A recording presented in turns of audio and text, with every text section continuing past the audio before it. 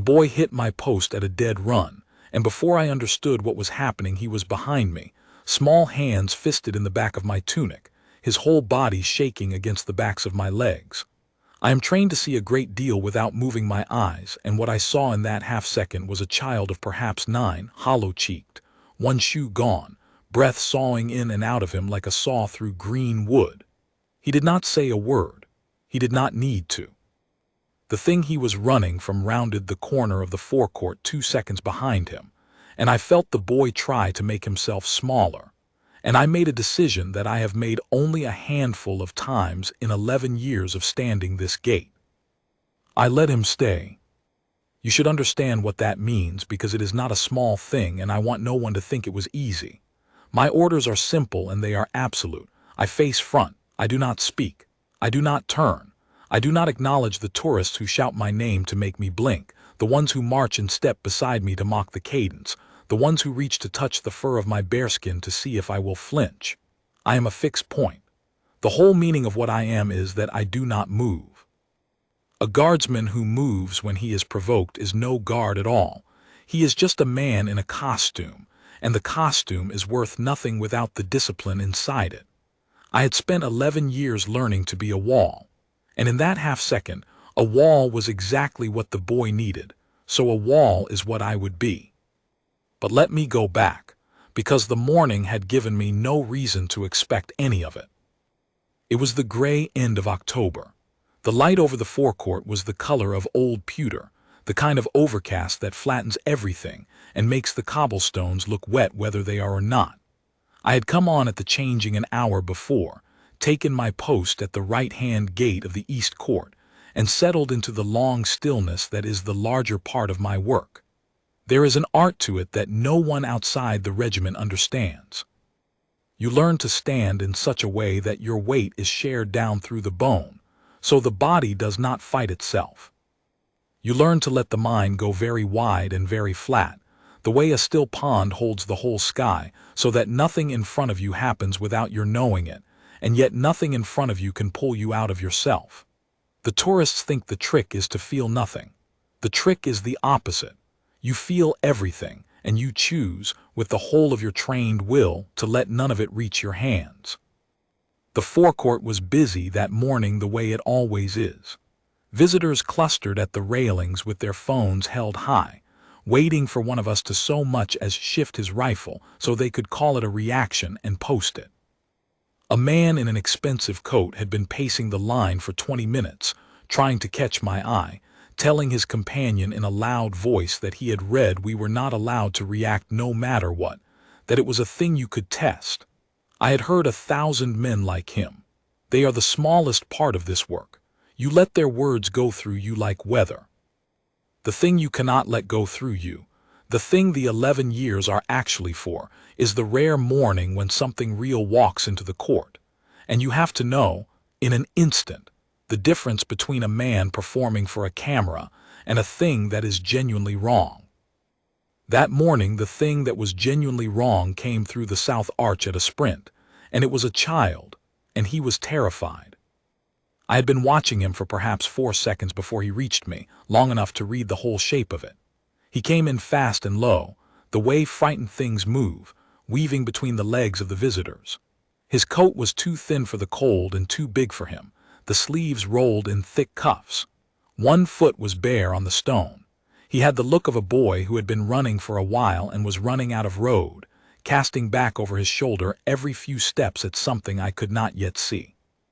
The crowd parted around him with the small, irritated noises people make when a child cuts through them, and not one of them looked behind him to see why a boy that age would run like that. People rarely do. They see the running. They do not think to ask what is doing the chasing. He saw the line of us, the gate, the sentry boxes, the tall still figures in red, and I watched the idea arrive in his face. To a grown man we are an attraction. To a cornered child we are something older than that. We are the thing every story tells him to run toward. The guards, the gate, the place where the monster is not allowed to follow.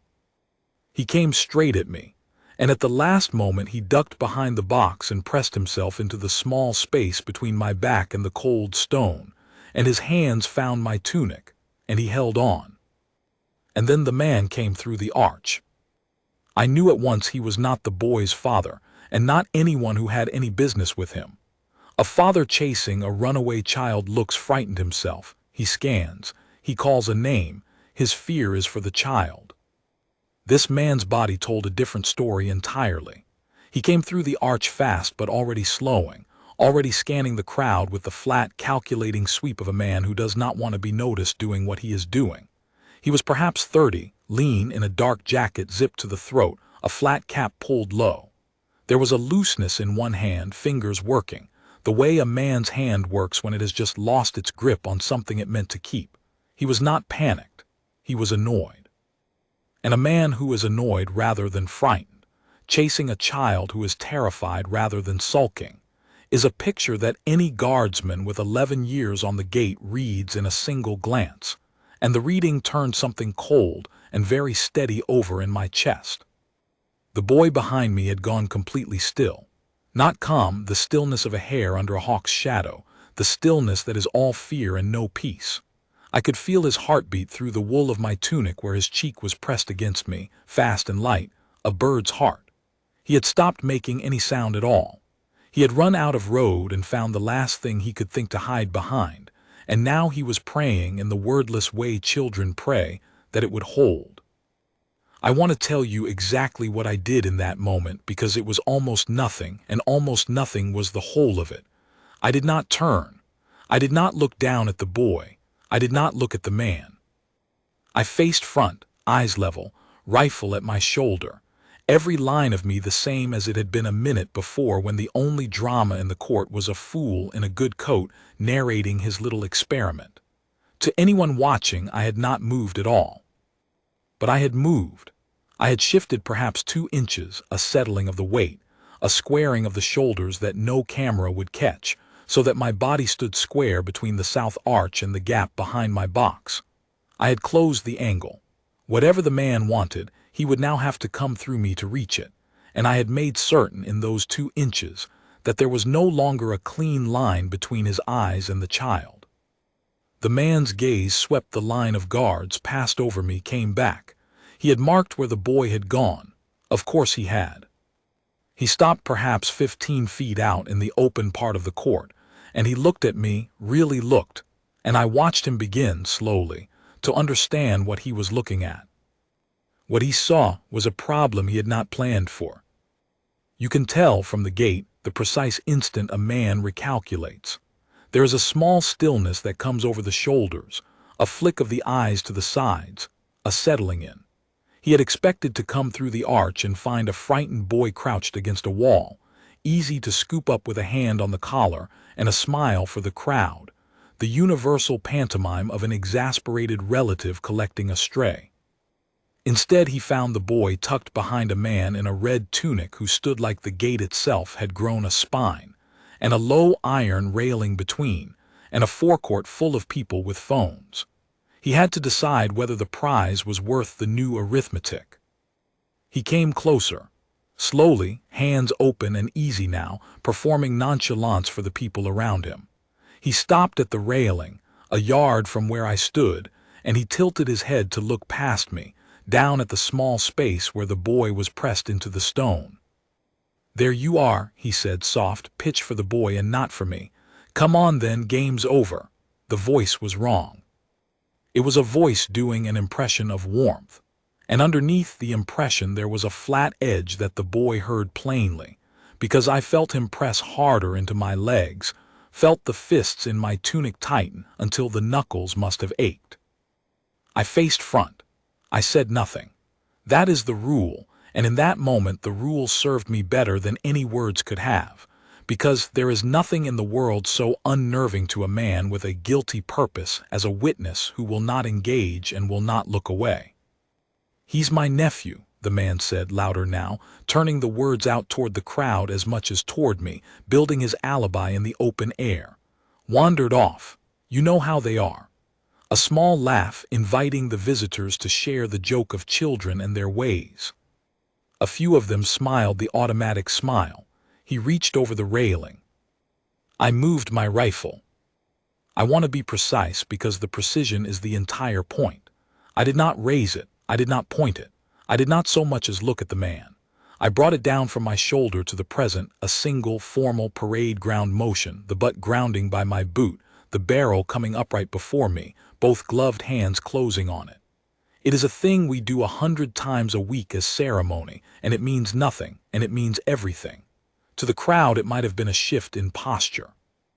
To the man reaching over the railing, it was a wall coming up exactly 1 foot in front of his hand, and his hand stopped as though it had touched a stove.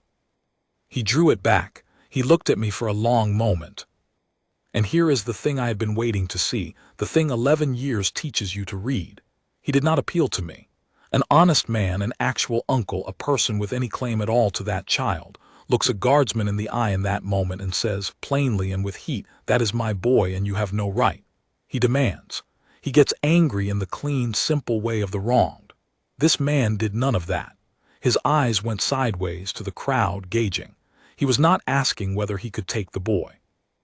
He was calculating how many people were watching and whether the watching could be managed. A man who is in the right wants more witnesses.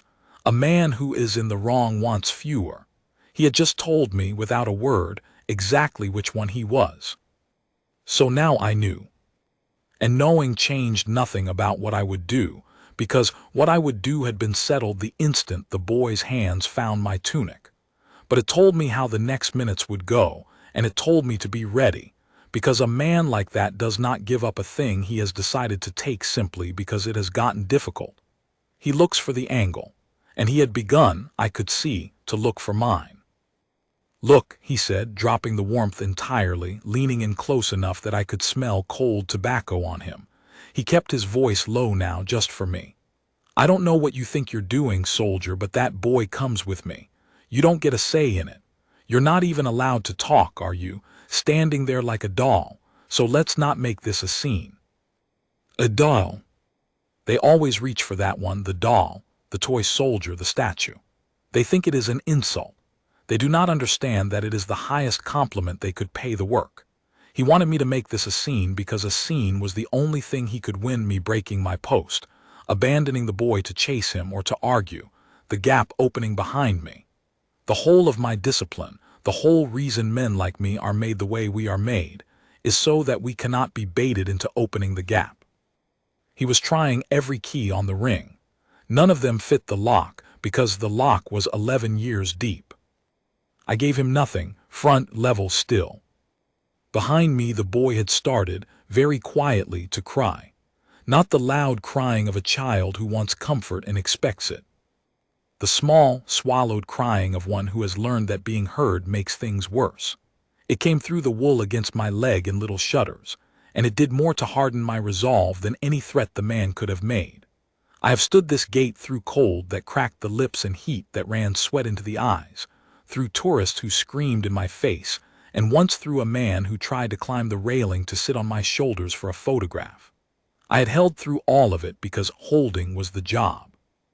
This was the first time in years that holding had a name pressed against the backs of my knees, breathing fast, trying not to be heard.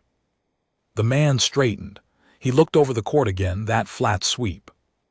And then he did the thing I had been afraid he would do, the smart thing, the thing that made him dangerous. He stopped performing for me, and he started performing for the people who could actually move me. He turned to the visitors at the railing, spread his hands, and put on a face of weary, embarrassed appeal. "Can somebody help me here?" he said, warm and rueful and reasonable. "My sister's boy, he's not well, you understand, he gets these fits, runs off, gets these ideas. I just need to get him home, and this fellow won't let me near him." He nodded at me, the long-suffering nod of a normal man stymied by official nonsense. "I can't exactly fight a guardsman, can I?" It was good. I will give him that, it was very good. I felt the mood of the crowd begin ever so slightly to turn. People want a simple story. A worried uncle and a runaway nephew and a jobsworth in a costume is a far simpler story than the one that was actually happening, and a simpler story is always the one a crowd would rather believe. A woman near the front made a soft, sympathetic sound. A man said, half to himself, poor kid, look at the state of him. They were looking at the boy's bare foot and his thin coat and his tears, and reading them as the symptoms of the story the man had just told them, instead of as the evidence of the truth.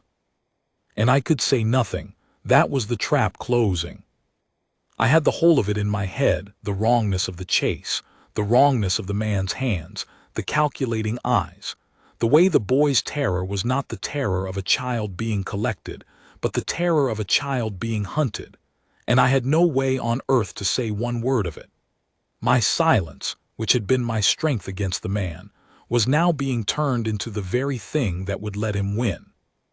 The longer I stood mute, the more I looked like exactly what he was telling them I was, an obstacle, not a guardian. I needed help, and help on a gate never comes from breaking your post, it comes from the post itself. There is a system around a man like me, and most people never see it because it is built to be invisible. I am not alone at that gate, though I stand alone. 20 feet to my left at the inner arch stands a second sentry. Within earshot in the small stone guardroom set into the wall sits the duty sergeant. Up under the eaves of the east court, behind dark glass the tourists never notice, the watchmen sit at their screens, and there is very little that happens in that forecourt that goes unseen by them. And on a fixed schedule that the public never learns, an officer of the guard walks the line. The discipline that holds my body still is the same discipline that built every link in that chain, and a guardsman who cannot speak is never truly without a voice. He has only to use the voice the system gave him. So I used it. There are signals. I will not lay them all out here. Some of them are hours and stay hours. But there is one I had used perhaps twice in 11 years. A thing built precisely for the moment when a sentry on a post sees a wrong he cannot leave his post to answer and cannot open his mouth to report. It is a small, deliberate break in the cadence of the relief, a way of grounding the rifle, a beat held a fraction too long, a set of the head, that means. To anyone trained to read it and to the eyes behind the dark glass, this is not nothing. This is real. Come now. To the man at the railing, it would look like more of the same stillness. To the watchroom, it would land like a struck bell. I gave the signal. And then I did the only other thing within my power, which was to buy the time for the signal to be answered. I could not speak. But the rule that binds me also has, threaded all the way through it, the one thing it is finally for, the safety of those under the crown's protection, and there is no one more squarely under that protection than a frightened child at the palace gate. The man had built a story. I could not unbuild it with words, but I could refuse with my body to let the story have its ending, and a story that cannot reach its ending begins, very quickly, to look like a lie. He reached again, not over the railing this time, but to the side, moving to come around the end of it toward the open mouth of the gate, toward the gap. I let my boot come down. One step. A single pace of the formal patrol, the slow ceremonial step that we are permitted, that breaks no rule, that the crowd has watched 10,000 guardsmen take on 10,000 mornings. I stepped once to my right, and the step put me square in the mouth of the gate, and the gap behind me closed to nothing, and the boy moved with me, shuffling along the stone in the shelter of my legs, and the man's path to him was shut as cleanly as a door. He stopped.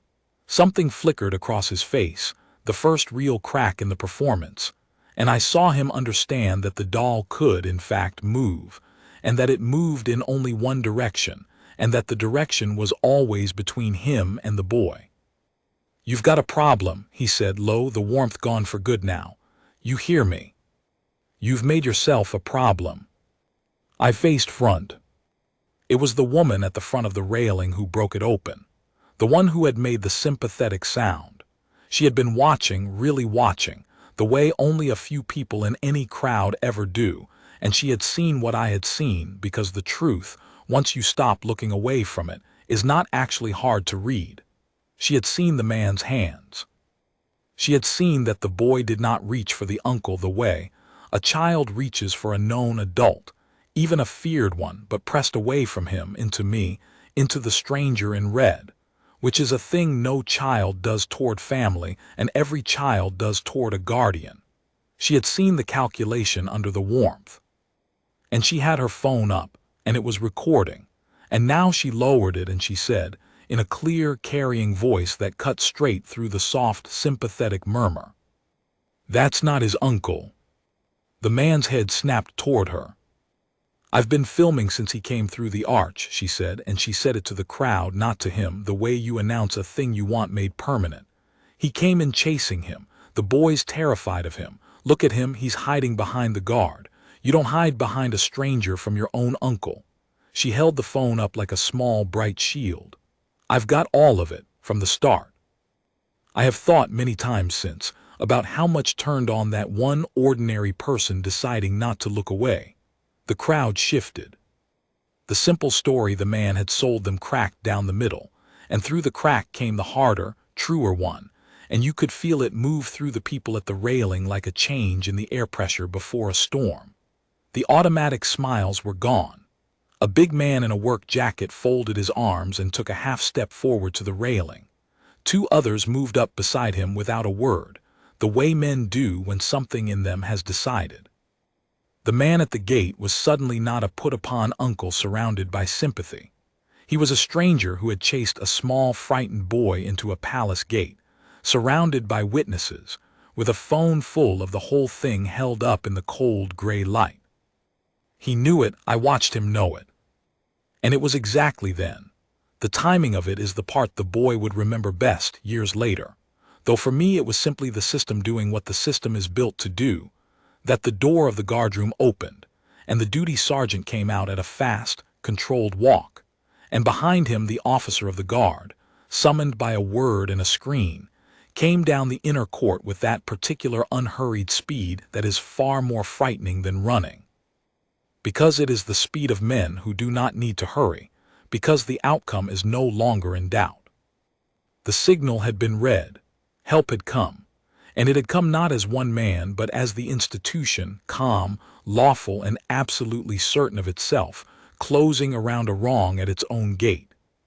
The man at the railing looked at the sergeant, and at the officer, and at the woman with her phone, and at the wall of folded arms forming up behind her, and he did the arithmetic one final time, and the arithmetic came back the only way it could. The prize was gone. There was no version of the next 60 seconds in which he walked out of that forecourt with the boy. There was only the question of whether he walked out of it at all, or left in the back of a vehicle with his face on 100 phones. He chose the door while it was still open. "Forget it," he said loud to no one, to everyone, the bluster of a man covering a retreat. "He's not worth the hassle. Little liar anyway." He flung the words back over his shoulder like a man throwing sand to slow a chase, already turning, already moving for the south arch with the quick, tight stride of someone who has remembered an urgent appointment somewhere far away. He did not make the arch. I did not move to stop him, I could not, and I did not need to, because the system does not need its sentries to chase. The duty sergeant had already spoken into his radio, 3 words, calm as a man ordering tea, and the gate constables who watched the public approaches had heard them. And a frightened, hunting man moving fast for an exit is the easiest thing in the world to fold up quietly when there are calm men waiting at the only door. He went out under the arch and into the hands of 2 officers who had been told to expect him, and the last I saw of him through the stone he was being walked, not dragged, to the side of the approach, the woman with the phone hurrying after to give what she had recorded, the big man in the work jacket going with her to say what he had seen. There would be more to it than that. There always is. But the long part of it was over in less than 4 minutes, and none of it had required me to take a single step beyond the mouth of my own gate. I want to be honest about what those 4 minutes cost, because the cost is the truth of the work, and I will not pretend it away. Every second the man stood at that railing, every reach, every soft, poisonous word he aimed at the boy, every flicker of the crowd turning toward his story. Every one of those seconds, there was a part of me that wanted to turn, to look down, to put a gloved hand on that small, shaking head and say, "Child, you are safe now. No one is going to touch you." That is the human thing. That is the thing any decent man feels. And I held it. I held it the way you hold a hot iron with a glove, knowing exactly how much it would scald to let it slip, and refusing to let it slip, because the instant I turned to comfort him was the instant I stopped being the wall, and the wall was the only thing the boy actually needed. Comfort would have felt better. The wall is what kept him safe. The discipline is not the absence of feeling. The discipline is the feeling held and put to use. So I stood, and the boy held on, and the man went out under the arch and did not come back. It was only when the officer of the guard came and stood beside me, when there was, at last, another wall, that the orders that bind me made room for the thing I had wanted to do for 4 minutes. The officer is permitted what I am not. He bent, this calm gray man whom I had served under for 6 years, and crouched down to the level of the small huddled figure behind my legs, and I heard him speak, very gently, in a voice with all the parade ground stripped out of it. "You're safe, lad," he said. "It's over. He's gone and he's not coming back, and there are men whose whole job today is to make sure of it. You did right. You ran to exactly the right place." There was a long silence, then a small, ragged voice, the first sound the boy had made in words since he hit my post. "I didn't think he'd stop." "Whose son?" "The guard. I didn't think he'd. I thought he'd make me move. Everyone makes me move." The voice cracked on it. "I thought he'd just stand there and the man would. He could not finish it, and he did not need to, and the officer did not make him." "He did just stand there," the officer said, and I heard something in his voice that I had not heard in 6 years, a roughness held down hard. "That's the whole point of him, lad. He just stood there. And nothing in this world was getting past him to you. Do you understand? The standing still, that was him protecting you. That was him fighting for you the whole time. You just couldn't see it because the better he does it, the more it looks like nothing at all." I felt the small hands loosen, finger by finger, from the back of my tunic, not letting go in fear, the way he had grabbed on, letting go because he no longer needed to hold. And the officer permitted it, with a glance and the smallest nod, because there is a time when the rule bends toward the thing the rule is for. I was given my moment. I came to the present, grounded my rifle by my boot, and for the first and only time in that whole gray hour, I turned my head and I looked down at him. He was looking up at me with the open, undone face of a child who has been afraid for a very long time and has just been told he can stop. Tear-streaked, white, that one bare foot blue on the stone. 9 years old, perhaps 10.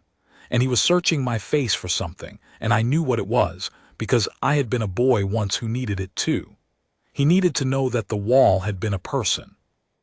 That the thing that had stood between him and the worst hour of his short life had not been a doll, not a costume, not an indifferent fixture of stone, but a man who had seen him and had chosen.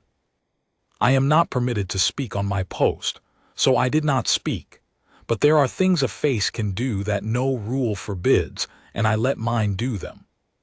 I held his eyes and I gave him the smallest nod a man can give, the nod one soldier gives another across a parade ground, the nod that says, "I see you, you did well, you are accounted for," and then, deliberately so he would have it to keep, I let the corner of my mouth move.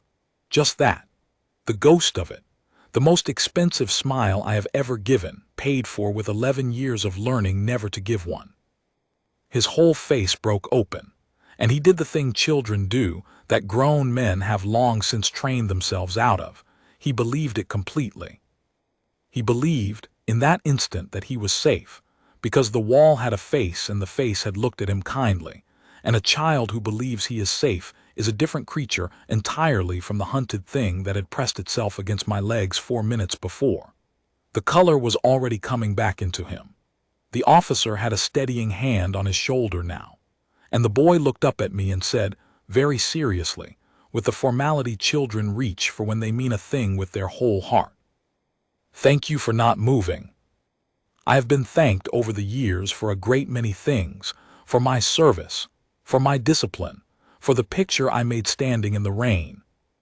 No one had ever thanked me for not moving, and no one had ever understood, the way that boy understood, that the not moving was the whole of the gift.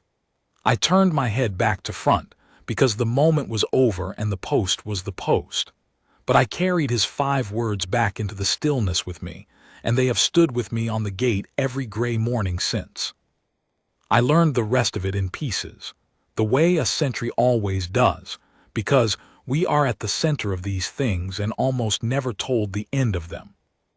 The boy's name I will keep to myself, though I knew it within the hour, because the officer made a point of coming to tell me, off the gate, when my relief had taken the post.